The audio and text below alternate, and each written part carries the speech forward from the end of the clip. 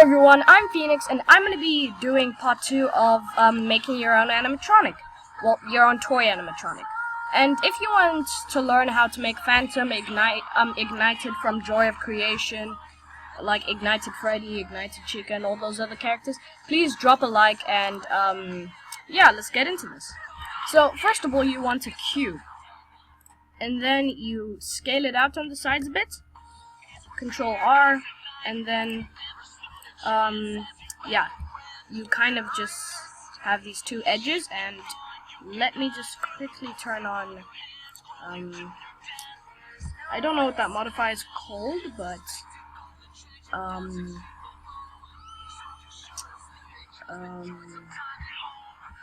alright guys, so, I couldn't really find the modifier I was looking for, but it didn't really matter, and just by the way, I'm pressing E to extrude if you didn't know. So you kind of make this sort of,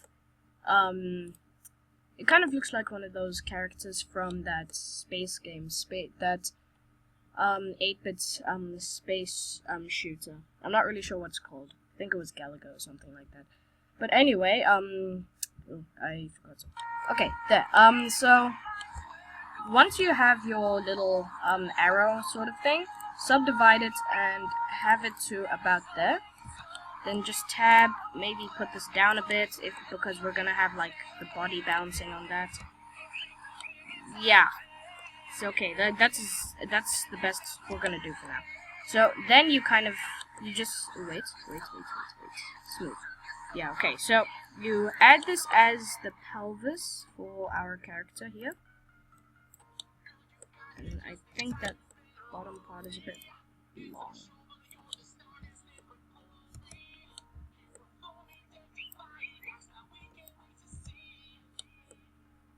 Yeah, okay. That's about as good as we're gonna go. And then in between, you kind of want a little seam. You want to push that down a bit more to the point where there's a super small seam, and then you want to add a cylinder, scale it down in between for like the rotating joint. And if you want to make a realistic looking robot, you really need to understand the mechanics of robots, like how the cables would connect to each other, pistons, what type of features this is if you're making a movie or something. But then if you want to just be another living in a fantasy world, then it's fine, it's not a bad thing. But then yeah, okay, so now you want to select everything on your arm until the joint by the hand. You want to pull it down, rotate it to about the point where in the corner, by transform and rotation, well, not in the corner, on the side, you want it to be about 90. But I'm not gonna do exactly on 90, so just know that. I'm gonna scale this up because legs are a bit thicker than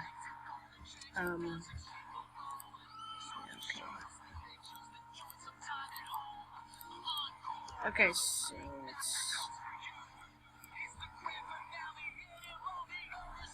yeah, okay, wait. Okay, you practically just duplicate this to the other side. Yeah, okay. So, now you kind of have legs. You can actually just kind of tweak this to perfect it, make it look a bit more professional. But, so far, that's possibly the best we can go. So, let's get to the feet. Alright, so now we are going to scale it out to the point where it's just like this large mat of a cube. You have this about you add edges about you add it about 4 times. Yeah, okay. You add it about that many times.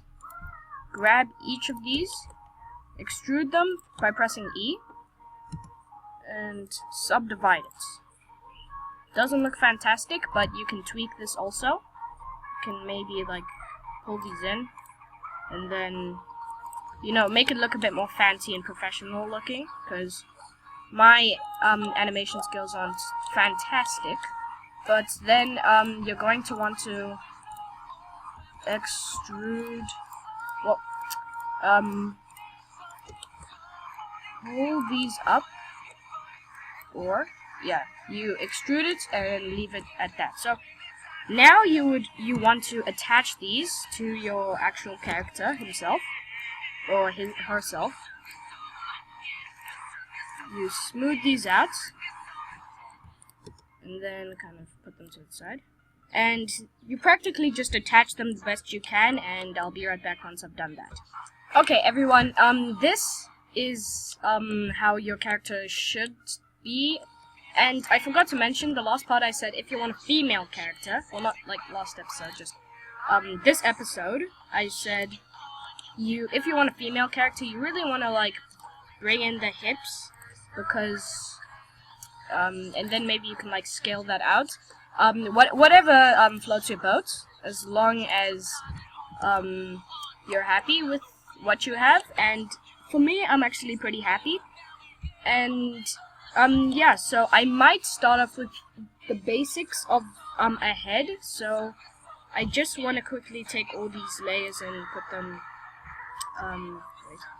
Okay, you select these, put these in the first layer. Take this, and then put it in the first layer. So now we have one solid character. You can select all of them and then kind of mess around with them. So if you render this now, yeah, okay, lag. You'll find that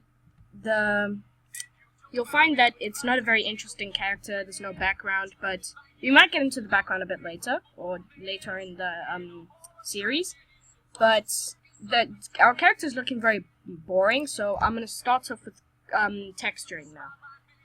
I know I said last episode I'd do that last, but it's actually very exciting to get into. So you want to select clouds, and then you want to go. If you want it to be very seen, you want it to be a very visible object or visible texture. You will turn up the contrast, and then you'll get a very purpley sort of weird, smudgy looking object. So what you want to do now is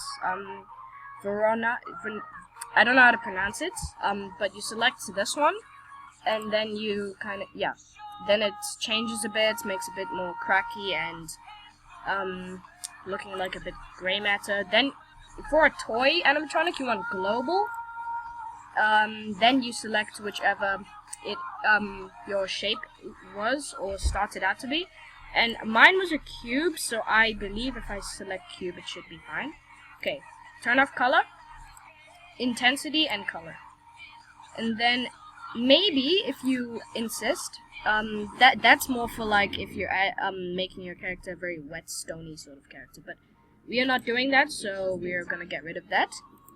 We go here, take green and select it, well, drag it up to its maximum. Okay, now so then you have this type of color, which is very sort of that very specular sort of object. So sometimes I just turn up the saturation, just so maybe I can see if it actually goes anywhere. I just want to play with the ramp a bit. Oh, you should have something looking a bit like this, and just by the way, I'm in render mode, so there will be stuttering. Excuse me, stuttering.